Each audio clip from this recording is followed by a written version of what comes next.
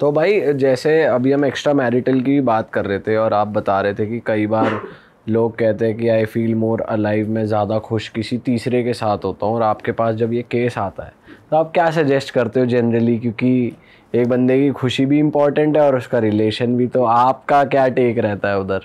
शाहरुख खान ने बिल्कुल ठीक ही बोला था कि प्यार दोस्ती है ना।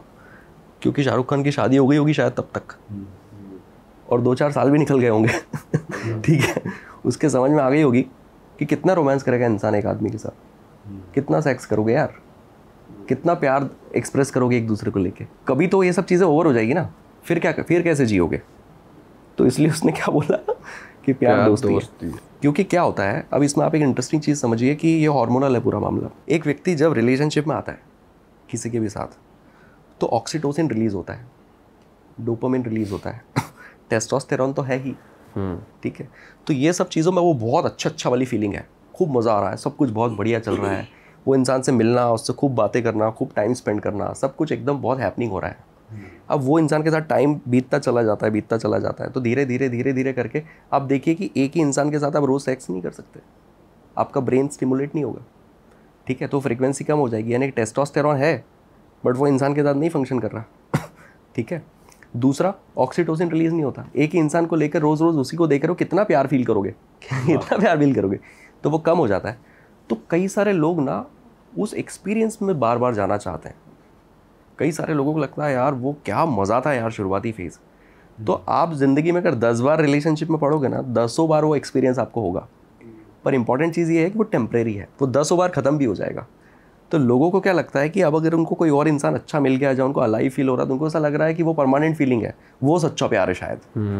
कुछ नहीं है, वो भी फेड हो जाएगा। हाँ, वो टाइम भी निकल जाएगा, वो भी हो जाएगा। वो इंसान भी एक टाइम के बाद आपको बोर कर देगा, फिर आप तीसरे। और कई सारे लोग करते रहते हैं, रिलेशनशिप बदलते रहते हैं हर 2-3 साल में नए लोगों के साथ, क्योंकि वो उस एडिक्शन में है, उस फीलिंग में बार बार जीना, उसको एक्सप्रेस खुद को करते रहना, अच्छा फील करवाते रहना, और ये सारी चीज़ें।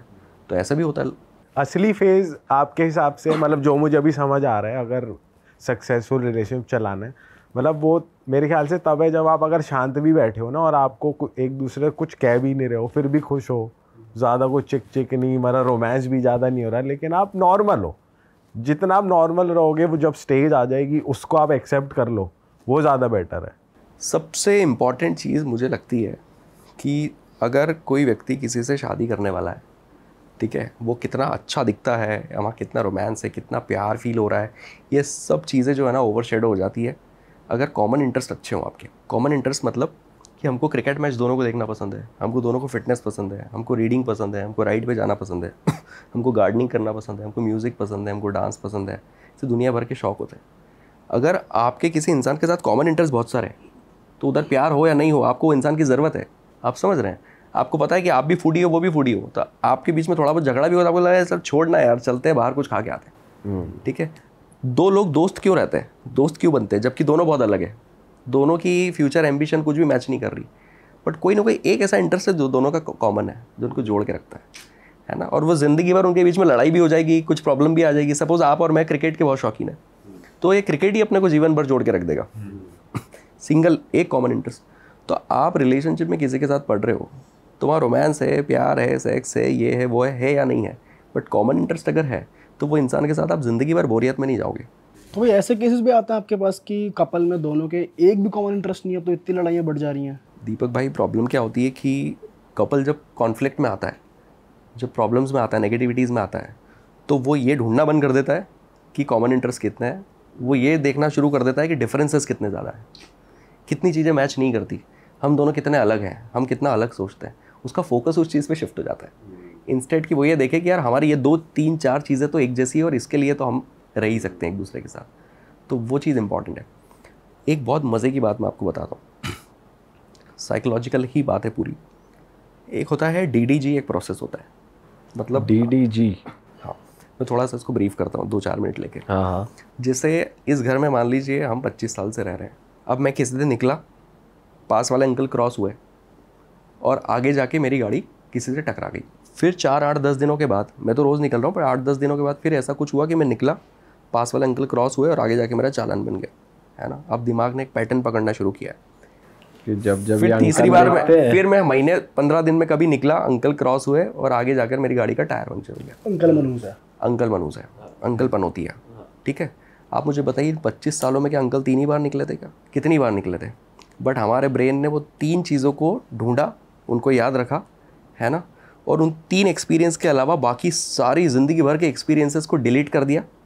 तो DDG में पहला जो डी है वो क्या है? डिलीशन।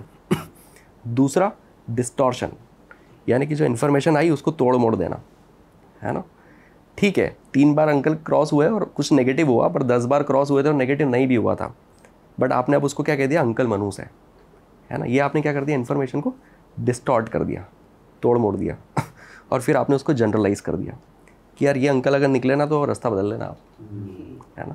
जैसे कि वाइफ, आप घर गए और वाइफ ने पानी ला कर दे दिया, वो रोज़ ये करती है, अब वो किसी दिन नहीं दे पाई, थोड़ा लेट हो गया, एक बार हो गया, फिर 15-20 दिन, महीने भर में कभी ऐसा नहीं दे पाई, तो रियल इन्फॉर्मेशन ये है कि हाँ ये आज तक 2 बार आपको टाइम से पानी नहीं दे पाई।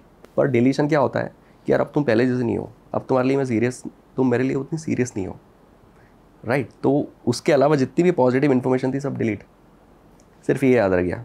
और पानी नहीं दिया टाइम पर, ये फैक्ट है, बट अब तुम मेरे लिए सीरियस नहीं हो या अब तुम मुझे उतना प्यार नहीं करती हो, ये इन्फॉर्मेशन का डिस्टॉर्शन है।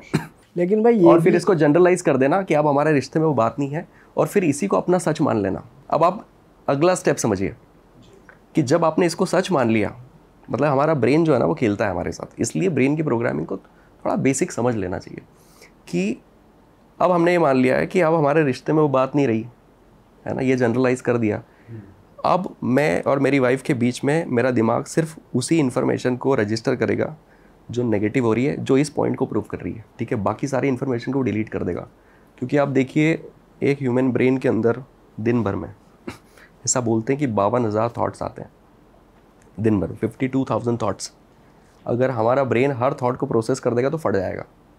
तो हमारा ब्रेन इस तरह से डिज़ाइंड है कि वो अपने आप इन्फॉर्मेशन को डिलीट करते जाता है। आप घर से निकले, 10 किलोमीटर यहाँ तक आए, आपने आसपास बहुत कुछ देखा, ब्रेन अपने आप डिलीट करते जा रहा है। अब मैं पूछूंगा रास्ते में ये टकराया था क्या, आप बोलोगे पता नहीं यार होता है ना ऐसा।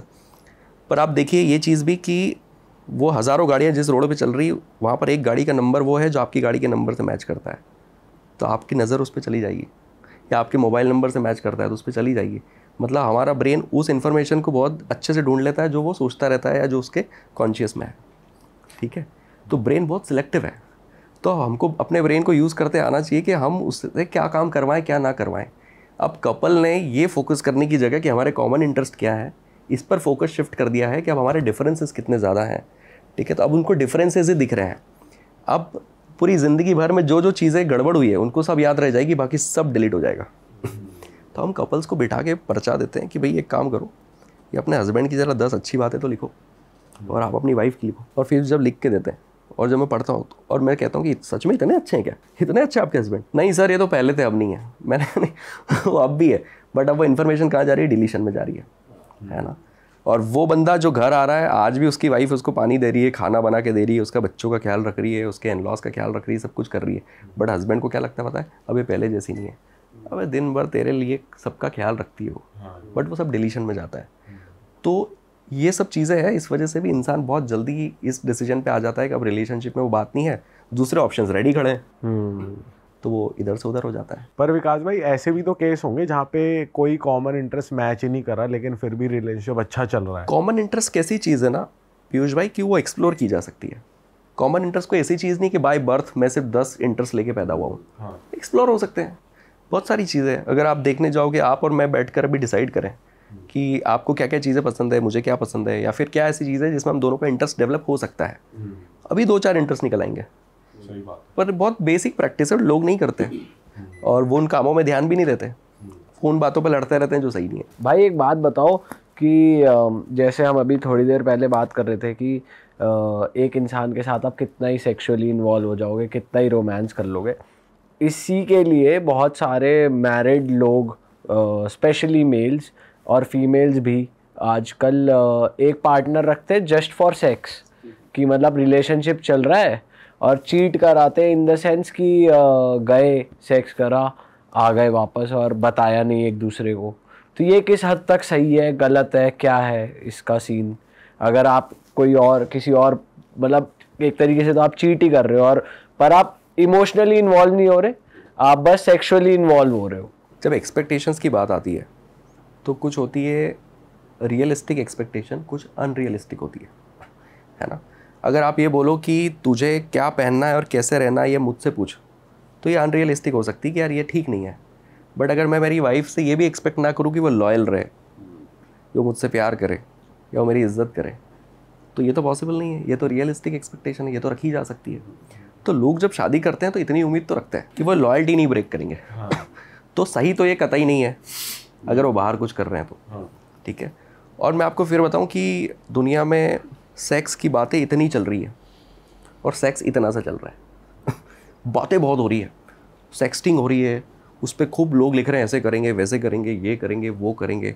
आप अपनी फ्यूचर वाइफ से, गर्लफ्रेंड से, उससे भी बात कर रहे हो, जब इस तरह की सेंशुअल जब कॉन्वर्जेशंस होती है तो लोग इन सब चीज़ों के बारे में खूब बातचीत करते हैं। बट इस डायनामिक को तो समझना पड़ेगा ना कि ये चीज़ नहीं वैसे हो सकती।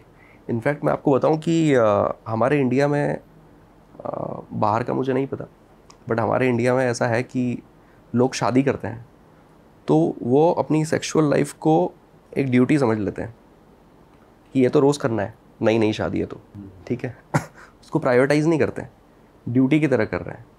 फिर धीरे धीरे क्या है कि वो स्टिमुलेशन होने कम होते हैं। वही मैंने कहा कि वो टेस्टोस्टेरोन, स्टिमुलेशन, बोरियत, एक ही इंसान को बार बार देखने से ब्रेन नहीं फंक्शन करता है। तो वो वजह से क्या होता है कि वो फ्रिक्वेंसी कम हो जाती है। वो वीक में 3 बार पे आ गया, फिर 2 बार पे आ गया, तो इंसान को ऐसा लगता है कि अब हमारे बीच में बात नहीं रही।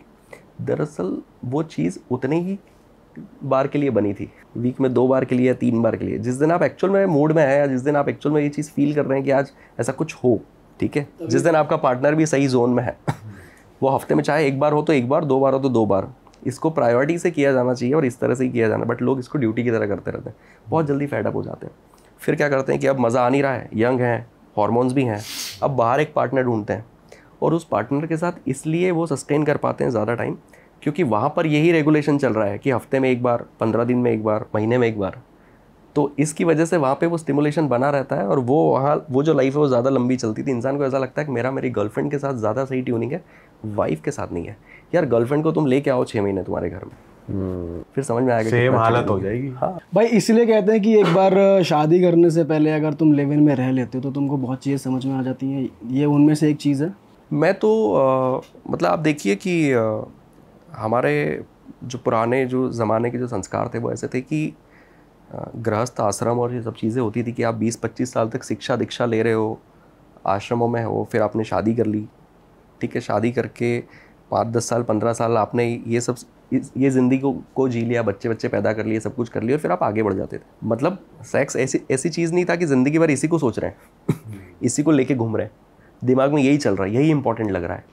और कोई व्यक्ति जो ज़्यादा ज़िंदगी में सेक्स कर रहा है या उसके सेक्सुअल पार्टनर ज़्यादा है तो हम उसको ऐसे देखते हैं कि यार डूड है यार, ये है यार, मर्द तो ये है। हाँ। और अगर कोई नहीं कर पा रहा है तो उसको ऐसा लगता है कि यार तू तो ऐसा यार नकली इंसान है, क्या है यार, है ना। तो हमने क्या करा कि मतलब जो स्वैग जो है, हमने जो सफलता है वो उसी को मान लिया कि जो ज़्यादा सेक्स कर रहा है, जिसके ज़्यादा सेक्सुअल पार्टनर है। तो हमने जो पैमाने सेट कर दिए हैं वही गलत है, उसमें ही प्रॉब्लम है। वो चीज़ शायद उतनी बार के लिए बनी नहीं है या उतना ज़्यादा उसके बारे में बात होना ज़रूरी भी नहीं थी, बट वो उसको उतना ज़्यादा कर दिया। क्यों कर दिया? क्योंकि हार्मोन से ड्राइव होती है हर वो चीज़ जो हार्मोन से ड्राइव होती है। वहाँ इंसान को क्या चाहिए होता है, अपने आप को टैकल करने के लिए उसको चाहिए कि मैं कितना ज़्यादा आध्यात्मिक हूँ या इमोशनली कितना इंटेलिजेंट हूँ, तब मैं अपनी टेम्पटेशन को रोक पाऊँगा। अब दुनिया को पता है कि लोग जो हैं अपने प्रलोभनों को नहीं टैकल कर पाते हैं क्योंकि उनको इतना आजकल कोई नहीं सिखा रहा कि अपने इमोशंस को कैसे हैंडल करना है।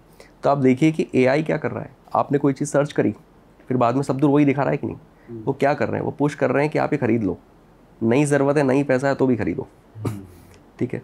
वैसे ही हम लोग एंटरटेनमेंट की चीज़ें देख रहे हैं, तो वहाँ हम क्या देख रहे हैं, वहाँ पर हम सेक्सुअलिटी नहीं देख रहे क्या, वहाँ पर हम लोगों को नहीं देख रहे हैं कि वो ज़्यादा रिवील कर रहे हैं, वो ज़्यादा एक्सपोज कर रहे हैं, ज़्यादा चीज़ें दिखा रहे हैं ताकि हमारा हार्मोन हमको पुश करे उस तरफ ध्यान देने के लिए और उनको फुटेज मिल जाए और वो पैसा कमा ले और उनका बिजनेस हो जाए। तो ये बिजनेस पॉइंट ऑफ व्यू से एक इंसान के इन प्रलोभनों को यूज़ किया जाता है अपनी तरफ खींचने के लिए और ये सब कुछ करने के लिए।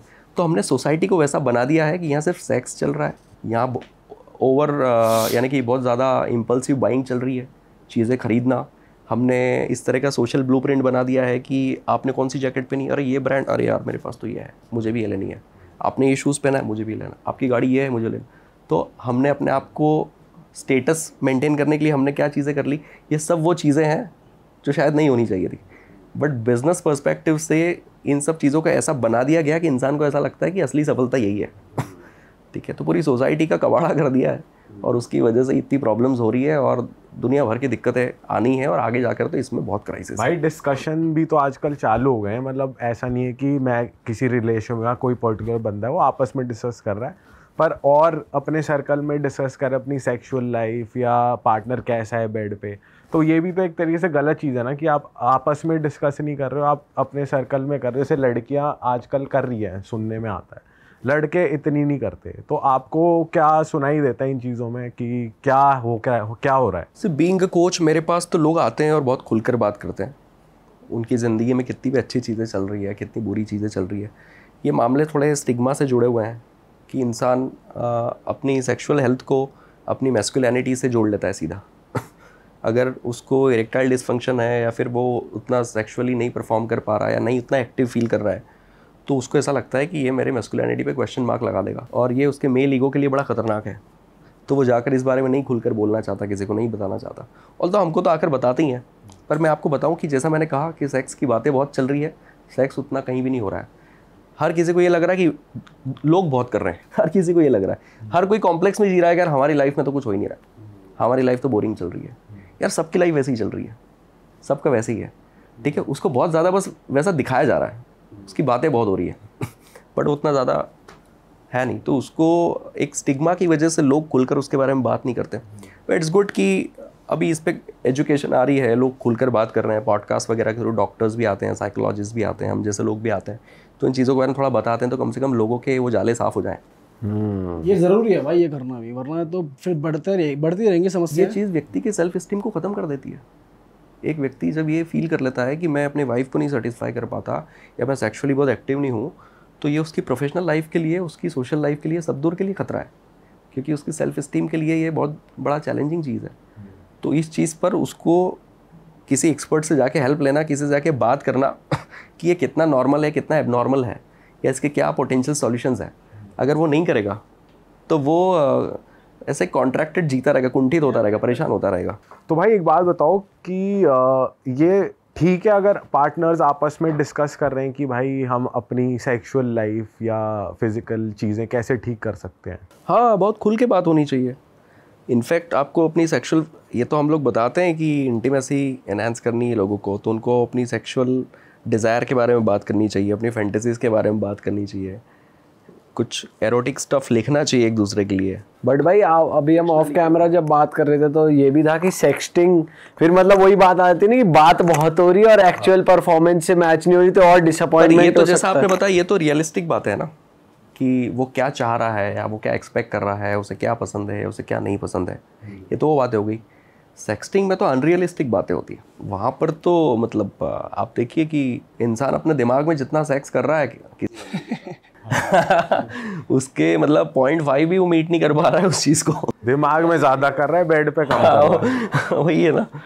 तो वो एक्सपेक्टेशन तो सेट कर देती है ना वो सब चीज़ें, इतनी ज़्यादा जब बातें होने लगती है तो प्रॉब्लम तो हो ही जानी है। तो ये तो है, तो ये चीज़ तो खुल के कम्युनिकेट होनी चाहिए और अपनी इनसिक्योरिटीज़ को भी कम्युनिकेट कर देना चाहिए। अगर आपको ये लगता है ना कि ये चीज़ की वजह से आपको ये डर है कि उसका आपका पार्टनर कहीं इस वजह से कोई कदम तो नहीं उठाएगा या कुछ करेगा नहीं, अगर आपको ये डर है, ये भी खुलकर बताना चाहिए कि यार मुझे कभी कभी ऐसा भी लगता है कि इस वजह से ऐसा तो नहीं है कि तेरा फोकस कहीं और चले जाए। हाँ। आपको अपनी इनसिक्योरिटीज़ भी डिस्कस करनी चाहिए, बिल्कुल।